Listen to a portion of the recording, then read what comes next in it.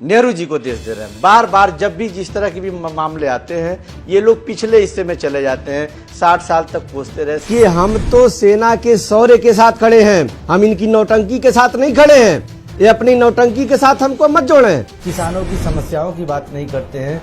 आज ये उन मूलभूत मुद्दों से दूर भाग रहे हैं। मैं आप क्योंकि गोरखपुर और बनारस का परिक्षेत्र जुड़ा हुआ है, इंसेफ्लाइटिस से जो परिवार पीड़ित है उनकी आह, किसानों का दर्द और व्यापारियों की पीड़ा इस सरकार को ले डूबी है। 21 चीनी मिलों को बंद करने का पूरा श्रेय भारतीय जनता पार्टी को जाता है। लेकिन सबसे पहला सवाल, अमित गुरु साहब, कौन से वायरस को आप लोगों ने पाल लिया है? योगी जी को लगता है कि कांग्रेस ग्रसित है इस वायरस से।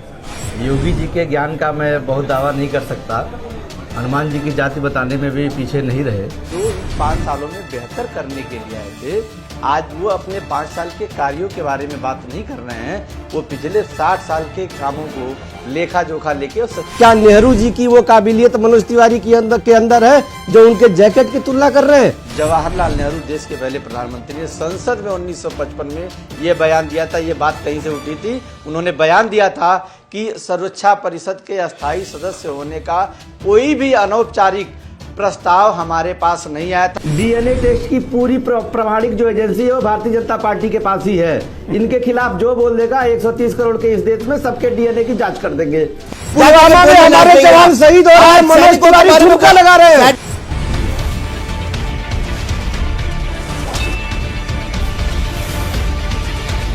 क्या राहुल गांधी के बयान के ये मायने जाए? आप प्रवक्ता है पार्टी के, आपको लाइन रखनी पड़ेगी। देखिए, मैंने पहले राउंड की ही बात मैंने आपसे की। विपक्ष के तौर पे यहाँ उत्तर प्रदेश में सपा बसपा नो डाउट इनकी जमीनी आधार अच्छी है। जब यह तानाशाही सरकार देश में राज कर रही थी, जब किसानों के मुद्दे आए, नोटबंदी जैसे गंभीर हालात आए, जीएसटी जैसे हालात है जहाँ व्यापारी मारे फिर रहे थे, मैं इन्हीं बातों को फोकस कर रहा हूँ। ये सपा और बसपा के लोग कहीं नजर नहीं आ रहे थे लड़ाई में। और उस समय राहुल गांधी पूरे देश के अंदर और पार्टी के सारे नेता, यहाँ तक कि हर प्रदेशों की कमेटियां सड़क पे थी, लगातार वो धरना प्रदर्शन और इस तरह के ज्ञापन प्रस्तुत कर रहे थे सरकार के खिलाफ। लेकिन कहीं से सपा और बसपा इस लड़ाई में दिखाई नहीं दी। आखिर हम इस बात को लेके कब तक हम शांत रह सकते हैं? आप परेशान न होइए, एक बयान से आपको इतना आहत और परेशान होने की जरूरत नहीं है, आप इतना डरिए मत। फंड का भी उपयोग आप प्रधानमंत्री जी को देखें कैसे कर रहे हैं, कितने लाख करोड़ रुपए डुबा दिए गए तमाम मदों में, चाहे हवाई यात्रा के मद हो, चाहे उनके विज्ञापन के मद हो, चाहे उनके कंपनी के प्रचार के मद हो, हर जगह इन्होंने लाखों करोड़ रुपए बर्बाद कर दिए। सबसे पहले कांग्रेस की प्रतिक्रिया हम लेंगे, क्या कहना आपका?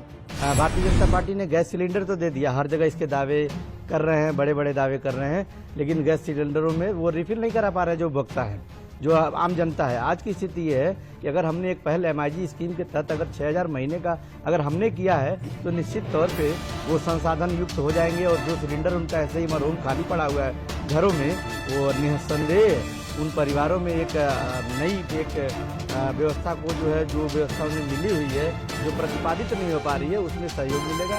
रवि राहुल गांधी जी ने न्याय स्कीम के तहत, MIG scheme, minimum income guarantee के तहत उन्होंने इस गांव के देश के गरीबों को उठाने का एक प्रयास किया है। सवाल इस बात का है कि इनकी सरकार में नहीं हो रहा, आपकी सरकार में करता था क्या? बिल्कुल करता था। अगर करता था तो फिर राजीव गांधी को कहने की जरूरत क्यों पड़ी कि रुपया 10 पैसा पहुंचता है? तो राजीव गांधी जी के उस साहस को देखिए, जिन्होंने सत्ता में रहते हुए स्वयं स्वीकार किया कि मैं 1 रुपया भेजता हूं तो इतना पहुंचता है। वो साहस है क्या इनके पास? ये जिम्मेदारी लेंगे क्या कि आज वो उज्ज्वला गैस में गैस भरे जा रहे हैं कि नहीं, वो जो शौचालय बने उस बैठने लायक है कि नहीं, जो वो ये पैसे भेज रहे हैं, जो खाता है खुलवा दी उसमें पैसे जा रहे हैं कि नहीं, ये स्वीकार तो करें। राजीव गांधी की तरह स्वीकार करें। 2014 का वो दौर था जब मोदी जी मंच से सीधे इंटरेक्ट होते थे, पूछते थे लोगों से कि आपको रोजगार चाहिए कि नहीं चाहिए, आपको काला धन चाहिए कि नहीं चाहिए, आपको स्मार्ट सिटी और अच्छे दिन चाहिए कि नहीं चाहिए। आज देखिए, आज वो जाके शराब पे बात अटक गई। हमारे साथ कांग्रेस से अमित गुरु जी हैं। निश्चित तौर पे आज प्रधानमंत्री का जो ये शब्द आया है, शराब शब्द, इसके पहले भी आपने देखा होगा सबका और ये मोदी अमित शाह दोनों ने इस तरह की बयान बार बार दिए हैं। और आज मैं आपको बता दूं, नशा मुक्ति की बहुत जरूरत है। नशा मतलब नरेंद्र और शाह मतलब शाह, जिनको आज तो डिक्शनरी की बात हो रही है कि डिक्शनरी लेके अब चलनी पड़ेगी, जिन्हें शराब और शराब में अंतर नहीं है, उनको बड़माला का ज्ञान नहीं है। आज तो ये प्रश्न उठता है कि निश्चित तौर पे मुझे लगता है कि उनकी डिग्री अधूरी रह गई, पढ़े लिखे नहीं ठीक से, और आज डिग्री पूरा देश मांगता रहा, डिग्री नहीं दे पाए, और आज ये मंच से झलक गया कि शराब के 100 और दूसरे 100 का अर्थ भी उन्हें नहीं पता है। आज देश की अर्थव्यवस्था चौपट हो रही है, किस तरह से रोजगार के अवसर खत्म हो रहे हैं, किस तरह से रोजगार छीना जा रहा है, किस तरह से देश में आर्थिक तंगी और बदहाली पूरे देश में छाई हुई है।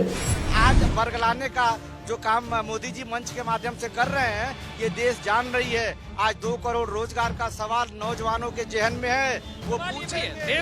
वो सिर्फ अपनी बात करते हैं, मन की बात करते हैं, उनके मन की बात आप बस सुन लीजिए, उनका काम वही हो जाता है खत्म। जो उन्होंने अभिव्यक्ति प्रधानमंत्री अपने मुंह से की है, उसकी चारों तरफ निंदा हो रही है।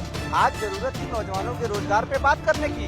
उसी मंच से जब आप 2014 में बात कर रहे थे रोजगार की, आज आप रोजगार, यहाँ जितने नौजवान हैं मैक्सिमम बेरोजगार हैं, इनको तटस्थ होकर रोजगार की बात करनी चाहिए। परेशानियां इस देश के अंदर इस मौजूदा सरकार ने वित्तीय आपातकाल से लेकर आर्थिक आपातकाल की जो व्यवस्था बना रखी है, जिस तरह से नौजवान यहाँ का परेशान हो रहा है, वो कहीं न कहीं से बहुत ही पीड़ादायक है। और आज जनता को ही इस सरकार से सवाल करने की जरूरत है। आज गली गली और हर मोहल्ले चौराहे पे ये चर्चा हो रही है कि चाहे वहाँ चुनाव लड़ने वाले लोग हों या फिर चुनाव लड़के जीत कर 5 साल वहाँ सेवा करने वाले लोग हैं, जनता के बीच में सबको बना रहना चाहिए। मैं आपकी बात से सहमत हूँ।